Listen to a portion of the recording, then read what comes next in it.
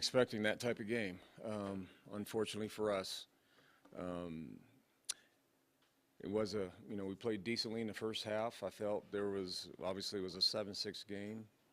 Um, we felt offensively we still had a lot of stuff to continue to move and improve on going into the second half. And I think defensively, I think we felt just as good. We felt we needed to shore up a few things, um, but apparently they made better adjustments than we did, in the second half. Defensively, knowing that they were to start with the ball, um, they scored pretty quickly, in their first series of the second half. Um, we've had some challenges with the things that they were doing, the quarterback run game and some other things that they were doing. And unfortunately for us, we didn't quite get those executed properly to help us. Offensively, put a lot more pressure on us offensively to try to generate, some drives. And there was a fourth down. I went for in the second half that, was kind of short.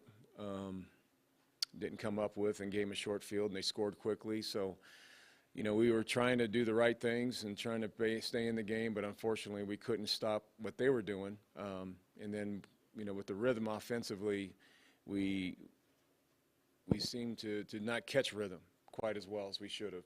Really haven't caught rhythm the whole game if you think about it. Even in the first half with the field goals, we did some positive things, but it wasn't like it was a seamless operation. So first game, we have a lot of work to fix and improve on, and there's a lot of players playing, and that's kind of what we understood that, and that's not an excuse, and we just have to get better.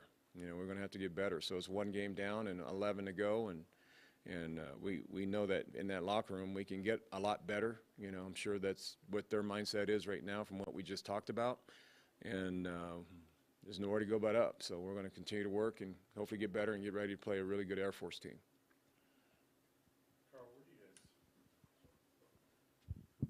Where do you go from here with the quarterback situation after tonight? We'll continue to work through it. We'll continue to work through it. I think we're going to have to get some film evaluation on both, and and to see what we do from this point forward. I don't have an answer right now, right after the game, but we're going to definitely have some discussion on that. How tough was it at halftime to kind of determine which quarterback you were going to roll with to start the second half? Well, at halftime, we were going to. That was not a problem. At that point in time, because it was a 7-6 game, and we were going to. Our plan was to play, start the second half with Belu, and again, eventually that JT was going to get in there after that, with after a couple series. So that was always the plan. We decided to keep JT in there the latter part of the half in the fourth quarter. It seemed like he had a better rhythm going in terms of what he was doing. I still think he was moving out of the pocket prematurely at times. I saw that a lot, but it's his first day back from playing. No, that's so he got a chance to get the rust off from having played in a year, and I'm sure he's going to get better. Did you feel like the offense was flowing better with one versus another? It's hard to say because Belu did some things too where the ball was moving. They were moving the football. We didn't score a touchdown until the very end of the game. That's the part that I'm a little more disappointed in, is we didn't have any productions with any points in the first half or really the second half. So we have some work to continue to work on. It's we have to we'll figure it out. And I have good enough coaches to figure it out, but we'll figure it out.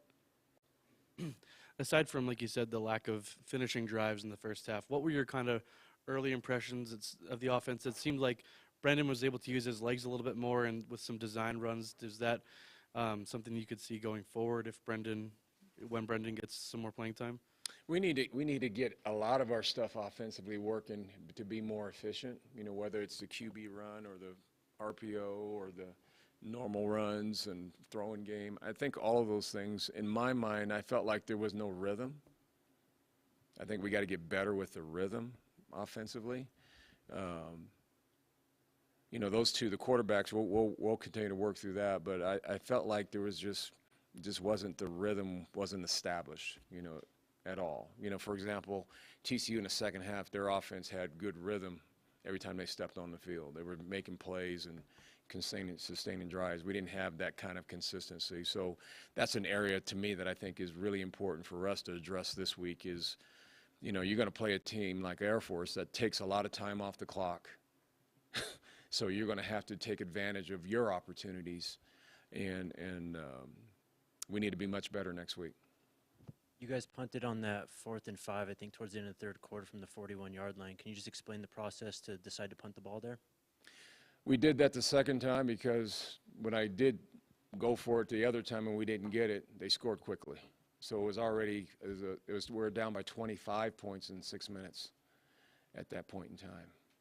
So it's pretty hard to, it's 3 touchdowns and a field goal to try to fix in such a short period of time. So I didn't want to continue to put that much pressure on our defense.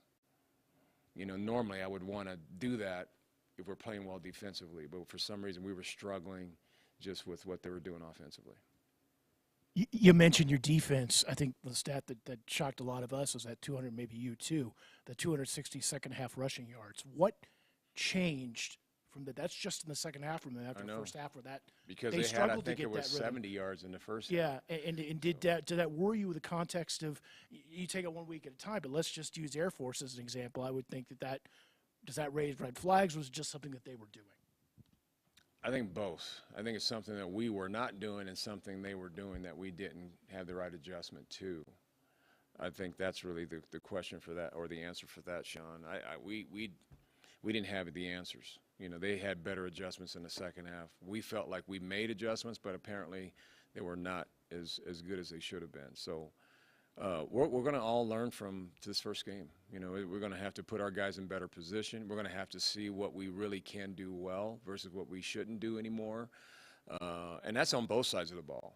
And that's on special teams, too. I mean, we knew this returner was a really good returner. We didn't fan out and get great coverage lanes, and they got us to the field. So there's a lot of work that needs to be done. And it starts with me. I'm not pointing the fingers at any of our players. Our coaches and me, we got to get this thing done. And I'm very confident that this group of coaches will do that. Yes, ma'am. There was still a tangible, winnable game at the end of the third quarter. When did you feel you were losing momentum? Did you feel your players not being as involved as they were entering the fourth quarter? And what was your mindset going into that last set? The mindset going into the last part of the game, the fourth quarter, was to finish the game properly. Finish the game playing hard, playing the style of play that we should do, get better at what we were doing in the process of the game. Offense scored, right? They scored on a drive. We didn't do that in the first half. I think defensively we had trouble stopping them. You know, so I think those are the things that, I mean, it's pretty obvious the issues that we're plagued for today. The challenge is getting those fixed in a week's time to be competitive next week. That's what we got to do. You mentioned the lack of rhythm offensively, especially in the first half. You guys still dominated the time of possession by over 14 minutes in the first half. Is that at all kind of any good sign for you guys going forward? That, like you mentioned, the Air Force next week, they're going to try to do something similar in terms of dominating time of possession. Is that at least a positive sign from last season, where you guys are really able to sustain some long drives, even if, you know, early part of the season you're not finishing them for touchdowns? It's hard to find a lot of positive today, but I appreciate it with what you're saying.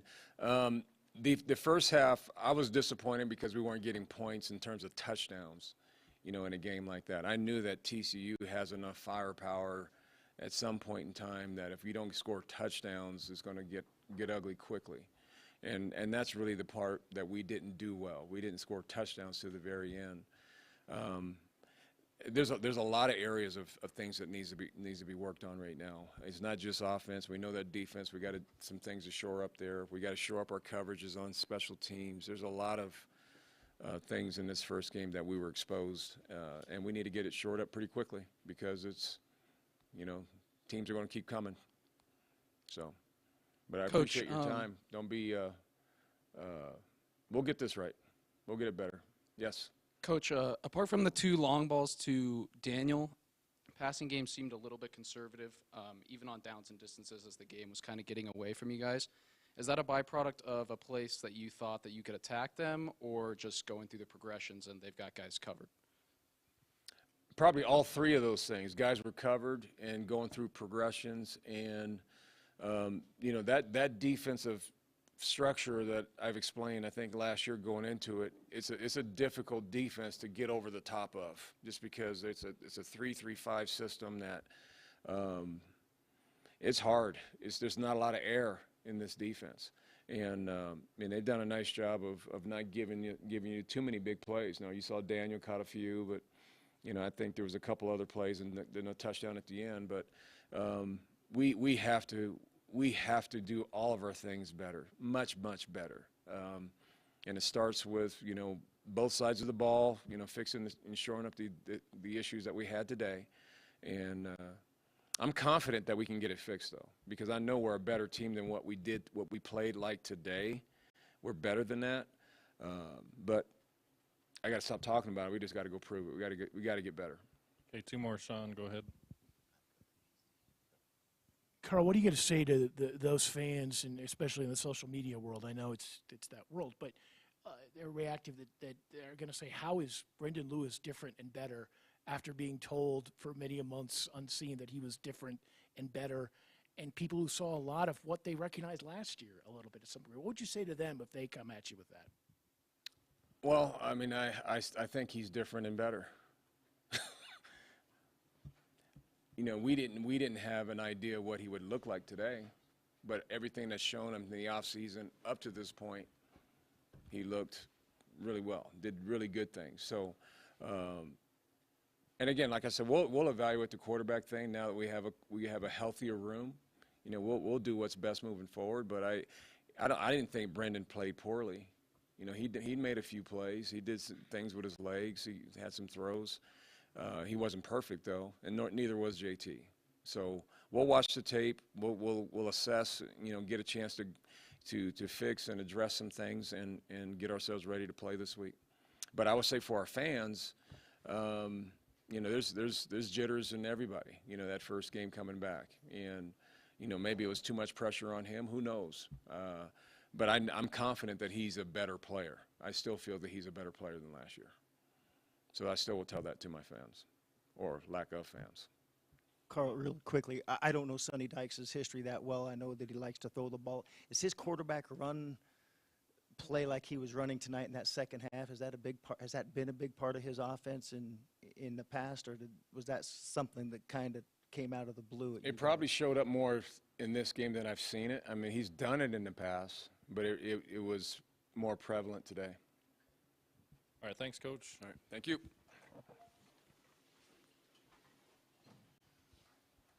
We have Quinn Perry and Brady Russell.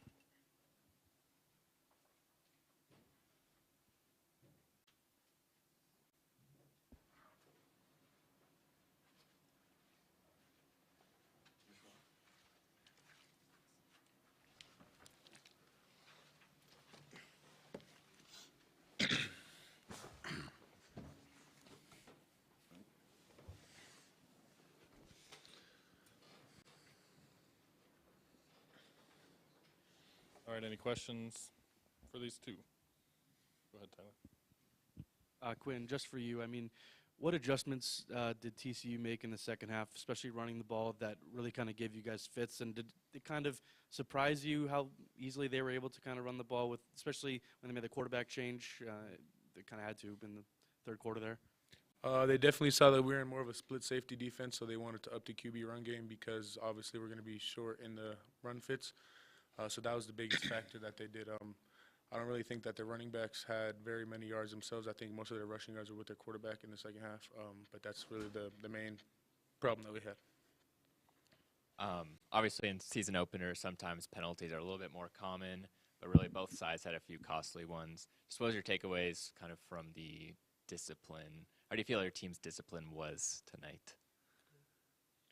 I mean, it obviously could have been better. I even had a procedural mistake myself. So, like, those things suck, and we obviously need to do better, and we will get better as the season goes. But that doesn't really concern me at this point. I think that's something that, I mean, like you said, both teams were doing the same thing. So, As far as the defensive side of the ball, I don't think we had too many penalties.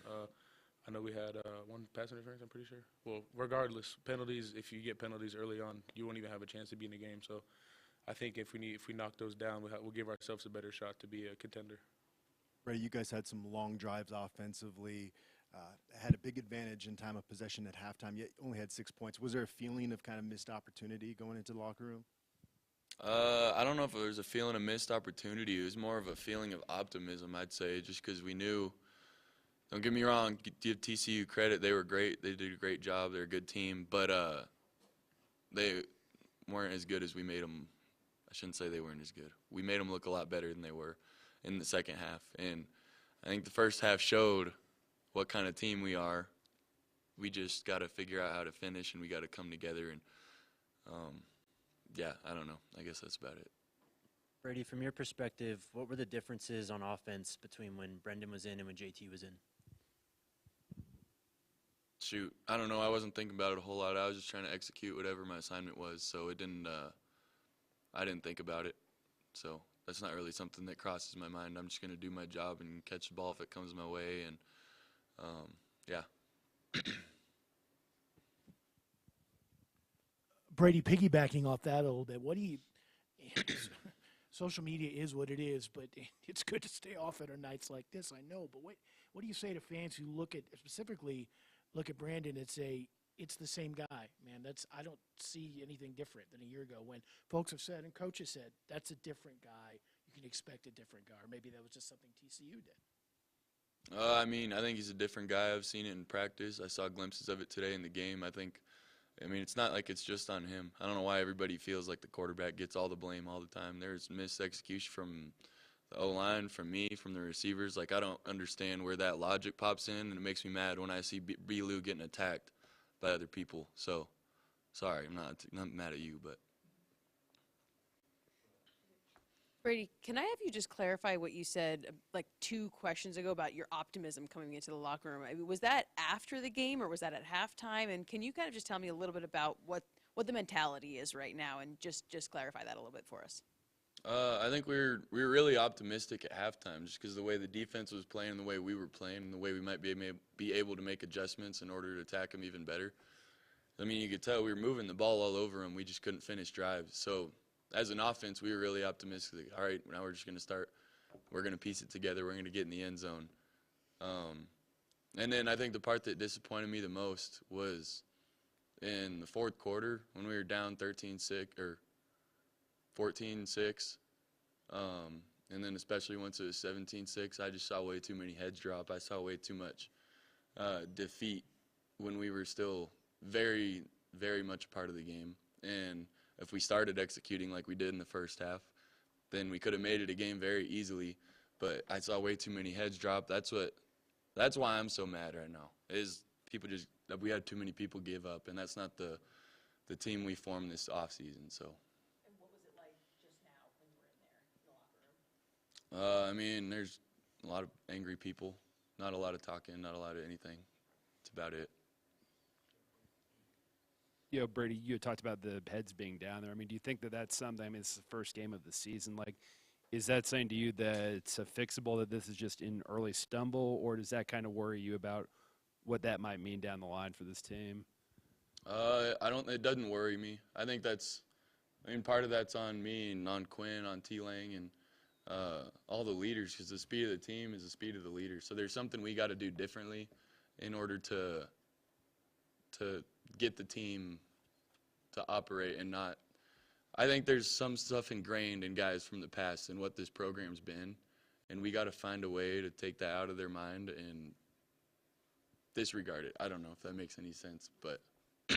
One final one, Tyler, go ahead. Quinn, I mean, we talked about the offense and kind of the sustained drives they had in the first half. Did that kind of benefit you guys as a defense? Because, I mean, TCU only had the ball for about 7 minutes in the first half. Did you feel like in the first half there was more energy on the defense and that you guys were able to kind of shut down their drives a little bit easier than you were in the second half? Yeah, I definitely think we had a momentum building up. I mean, we had, I think, 4 3-and-outs in a row. We were definitely in the right mindset. I personally think so. And we were very happy with how our offense was performing, but as long as Brady said, they have to finish a little bit more. And I think, like what he was saying, some dudes mentally checked out at halftime, like, if we're going to be on the field doing our jobs, like, what the hell's going on? So I think there's a lot of internal stuff with guys that did not show up during, fall camp and during practices and stuff that, we have to adjust. And, I mean, it just has to be taken out of their mind completely because that's not who we are as a team. That's not how I'm going to play. That's not how all the leaders are going to play. Like, we just have to be fully invested, and I think that we just have to tighten up a couple screws and, I mean, just finish at the end of the day. That's really what we're looking to do now, just finish. Okay, thanks, guys. Thank you. Yep.